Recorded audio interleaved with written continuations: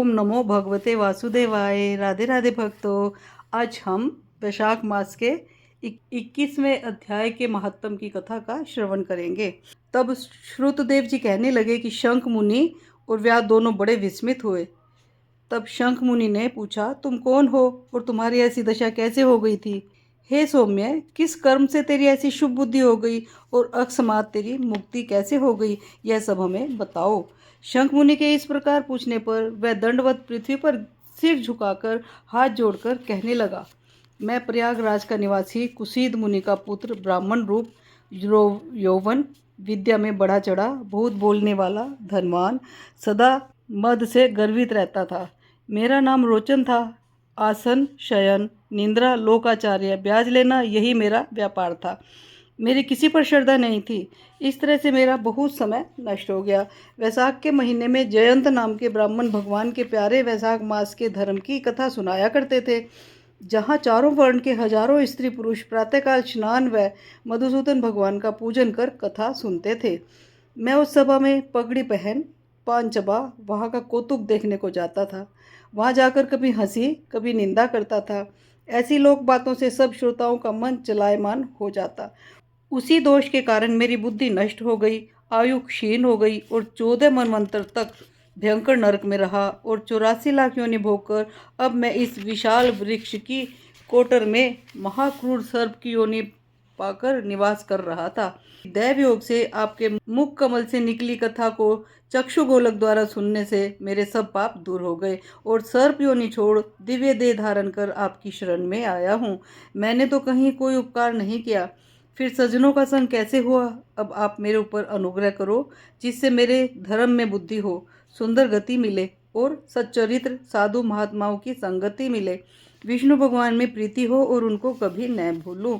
इस प्रकार अनेकों स्तुति कर हाथ जोड़ सिर झुकावे मुनीश्वर के आगे चुपचाप खड़ा रहा। शंख मुनि ने प्रेम में भर उसको दोनों हाथों से उठाया और उस पर अनुग्रह कर भावी वृतांत कहने लगे। हे द्विज, सुनो। वैशाख मास और विष्णु भगवान का महात्म्य श्रवण करने से तेरे सब पाप नष्ट हो गए हैं। तू क्रम से अतिवाहक लोकों को जाकर फिर दशार्ण देशों में ब्राह्मण के घर जन्म लेगा और वेद शर्मा नाम से प्रसिद्ध होकर सब विद्याओं में विशारद होगा। प्रत्येक जन्म में तेरी अत्यंत जाति समृद्धि होगी। निर्द्वंद, निष्प्रह, गुरु भक्त और जितेंद्रिय होकर उस जन्म में तू सदा विष्णु भगवान की कथा में तत्पर रहेगा और वैशाखोक्त धर्मों का प्रचार करेगा। तब तू सिद्धि प्राप्त कर संपूर्ण बंधनों से छूट परम धाम को प्राप्त होगा। ऐसा के मुनीश्वर चुप हो गए। तब व्याध को देख वह पुरुष मुनीश्वर से कहने लगा, आपने मेरे ऊपर बड़ा अनुग्रह किया, जिससे मेरी दुष्ट योनि जाती रही और उत्तम गति मिली। ऐसा कहकर वह परिक्रमा दे आज्ञा ले स्वर्गलोक को चला गया। हे राजन, तब संध्या हो जाने पर शंख मुनि ने व्याध को संतुष्ट हो सायंकाल की संध्या कर विष्णु भगवान के अनेक अवतारों की कथा सुना। रात्रि के शेष भाग को व्यतीत कर ब्रह्म मुहूर्त में नित्य कर्मों से निश्चिंत हो प्रसन्न मन से व्याध को बुला उसके सिर पर हाथ रखकर राम, ये 2 अक्षर का मंत्र जाप करने और मरण पर्यंत इन्हीं धर्मों के करने का उपदेश दिया और कहा कि इससे तेरा जन्म वाल्मीकि ऋषि के कुल में होगा और तू वाल्मीकि नाम से इस लोक में प्रसिद्ध होगा। व्याध को इस प्रकार समझा बुझाकर शंख मुनि दक्षिण दिशा को चले गए। व्याध भी थोड़ी दूर तक, जब तक नेत्रों से ओझल न हुए, उनके पीछे गया और शंख मुनि को देखता रहा। फिर हृदय में उन्हीं का ध्यान करता हुआ, वैशाखोक्त धर्मों को करता हुआ व्याध का जन्म पूर्ण कर वाल्मीकि ऋषि के घर में जन्म लिया। एक सरोवर के किनारे कृणु नाम के मुनि दुस्तर तप करते थे, जिनके शरीर पर बहुत काल में सर्प की बांबी बन गई थी। इसी हेतु से उन्हें वाल्मीकि ऋषि भी कहने लगे। फिर तप के अंत में जब कृणु ऋषि के कानों में स्त्रियों के प्रिय शब्द सुनाई देने लगे तो उनका चित्त चलायमान होने लगा और एक भील जाति की स्त्री को ला वाल्मीकि नाम का पुत्र उत्पन्न किया।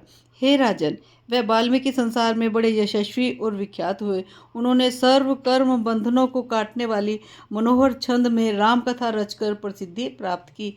श्रुतदेव जी बोले, इसी प्रकार वैशाख मास में व्याध के सिर्फ जूता दान करने से दुर्लभ ऋषित्व प्राप्त हुआ। जो कोई इस रोमांचोत्पादक पापनाशक आख्यान को सुनेगा तथा औरों को सुनावेगा, उसे मोक्ष प्राप्त होकर उसका संसार में फिर से जन्म नहीं होगा। वैशाख महात्म कथा का 21वां अध्याय पूरा हुआ। ओम नमो भगवते वासुदेवाय। अब हम गणपति जी की कथा का श्रवण करेंगे। गणेश जी महाराज की जय। दो देवरानी जेठानी थी। देवरानी के बहुत ज्यादा धन था। जेठानी गरीब थी। जेठानी गणेश जी की बहुत आराधना किया करती। वो अपनी देवरानी के घर आटा पीसने के लिए जाया करती। जिस कपड़े से उसके घर आटा छानती वो कपड़ा वो अपने घर ले आती और उस आटे वाले कपड़े को पानी में से धो के आटे का पानी बनता वो अपने पति को पिला देती। एक दिन देवरानी के बच्चों ने देख लिया ताई तो वो जो कपड़ा लेके जाती है आटा छानने वाला उसको पानी में धो के आटे का जो पानी बनता है वो अपने पति को पिलाती है। उन्होंने जाके अपनी माँ से कह दिया तो माँ को बहुत गुस्सा आया कि ये क्या, हमारे घर से वो आटा ले जाके खुद इस्तेमाल करती है। अगले दिन जब जेठानी उसके घर काम करने के लिए आई तो देवरानी बोली कि ये जो कपड़ा है आटा जिससे छाना है ये हमारे घर छोड़ के जाइयो और अपने हाथ धोकर जाइयो। अब देवरानी ने जैसे कहा उसको तो वैसे ही करना पड़ा। वो आटे वाला कपड़ा वहीं छोड़ के आ गई और हाथ भी धो के आ गई। घर गई तो उसका पति बोला कि ला मने भूख लग रही है, आटे वाले पानी का घोल दे दे मने। वो बोली कि आज तो वो कपड़ा उसने वहीं रख लिया और मेरे हाथ भी धुलवा लिए, मैं को नहीं पिला सकूं आज तो वो घोल। तो वो बहुत गुस्सा हुआ और उसको खूब पिटा खूब पिटा खूब पिटा। दर्द के मारे कराती रही। रात को वो अपने गणेश जी को स्मरण करके सो गई क्योंकि वो गणेश जी की अनन्य भक्त थी, गणेश जी की सेवा किया करती थी। तो रात को वो सोई हुई थी तो सपने में गणेश जी आए कि बोले तू सुत्ती क्यों है। बोली मेरे बहुत दर्द हो रहा है, मेरे धनी ने मेरे को बहुत मारा। तो बोले अच्छा मेरी निमटने की इच्छा हो रही है, मैं कहाँ निपटूं। बोली विनायक जी सारे घर में जहाँ थारा जी करे वही निमट लो।